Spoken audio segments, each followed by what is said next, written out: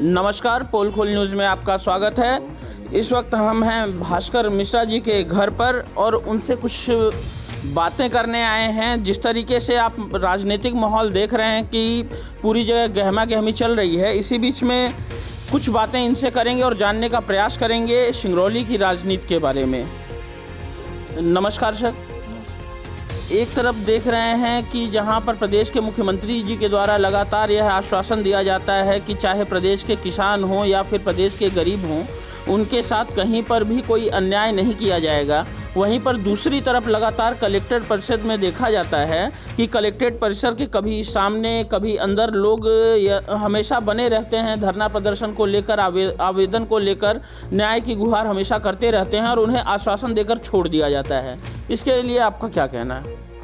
देखिए, मुख्यमंत्री तो लगातार झूठ बोलते हैं और केवल झूठ में डिग्री पाया है उन्होंने, पीएचडी कर रखा है, ये आप सब जानते हैं। और ये कोई नई बात नहीं है, मध्य प्रदेश की एक एक जनता जानती है कि केवल और केवल झूठ बोलते हैं मुख्यमंत्री। तो वो जहाँ भी जाते हैं उनको तो झूठ बोलना है। अब रही बात जनता की, तो सिंगरौली ज़िले में जैसा कि आपने सुना होगा कि मैं लगातार कहता हूँ कि सिंगरौली ज़िले में जो ब्यूरोक्रेसी है, जो प्रशासन है, वो जनता के लिए बिल्कुल नहीं है। यहाँ केवल भारतीय जनता पार्टी के नेताओं की सेवा और फिर उससे अगर बच गए तो कंपनियों की सेवा के लिए ही प्रशासन है। इसके अतिरिक्त उनका कोई काम नहीं है। तो वो काम वो लोग करते हैं। जनता जनार्दन जो है तो केवल वो तो घुटने पर टेक करके मुख्यमंत्री के पैर पड़ने के अलावा इसके लिए है और बाकी कुछ के लिए नहीं है।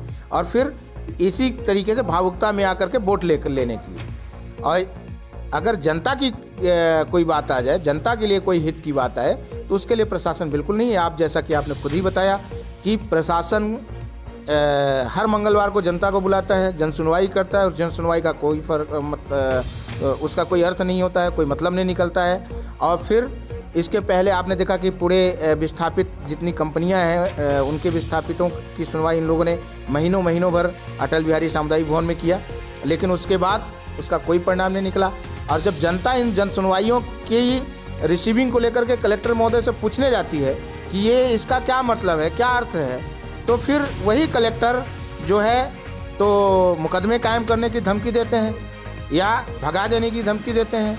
उनके प्रशासन के लोग जो है उल्टा सीधा ये कह लीजिए कि अच्छा व्यवहार नहीं करते जनता के साथ। और फिर आपने देखा कि 250 किलोमीटर में पूरे साल भर यानी मार्च तक, 31 मार्च तक कलेक्ट्रेट के 250 मीटर के परिसर में जो है तो वो लगा दिया गया, धारा 144 लगा दी गई कि जनता के ऊपर हम, और ताकि आसानी से जो है मुकदमे कायम कर सकें। यानी एक तरीके से जनता की आवाज़ को दबाने का काम प्रशासन कर रहा है, इसके अतिरिक्त कुछ नहीं। और उनके लिए काम भी नहीं कर रहा है, कुछ उनके हित का भी कोई काम नहीं कर रहा है। और केवल अगर जनता आवाज़ उठाती है तो उसको दबा देने का भी काम प्रशासन अपने हथकंडों से कर रहा है। और इसके आलोचना के अलावा इससे कुछ नहीं कहा जा सकता। सर, अभी कुछ दिन पहले जैसे देखा गया देवसर में जो एक रैली हुई थी कमलेश्वर पटेल जी की, उसमें एक हाजी अब्दुल सत्तार जी हैं जो कि प्रदेश के मुख्यमंत्री को गाली गलौज करके और देश के प्रधानमंत्री को गाली गलौज करके एक भाषण दिए हैं, जिसमें कि पूर्व जिला अध्यक्ष जो विनोद चौबे हैं, यहाँ पर सीएम का जब कार्यक्रम था उसमें भी उन्होंने चेतावनी दी है। और लगातार भाजपा वालों का कहना है कि लिखित में कमलेश्वर पटेल जो हैं वो माफ़ी मांगें, अन्यथा वो उग्र प्रदर्शन करेंगे।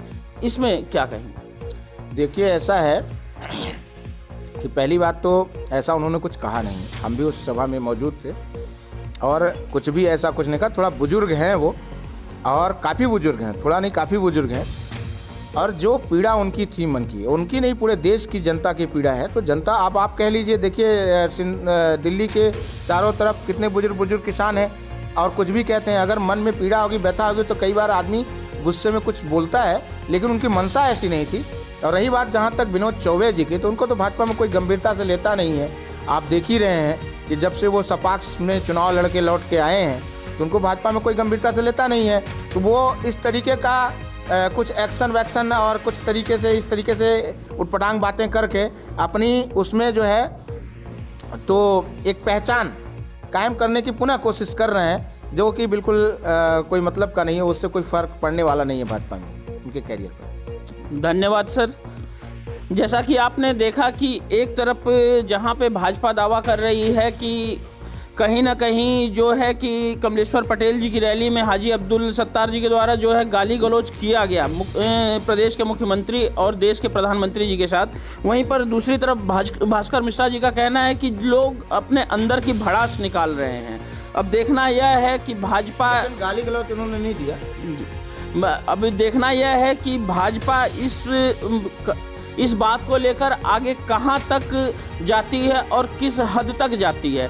कैमरामैन अल्ताफ के साथ अमित सिंह, धन्यवाद। और हाँ, हमारे चैनल को सब्सक्राइब करें, घंटी का बटन दबाना न भूलें, जिससे नई अपडेट आपको समय समय पर मिल सके।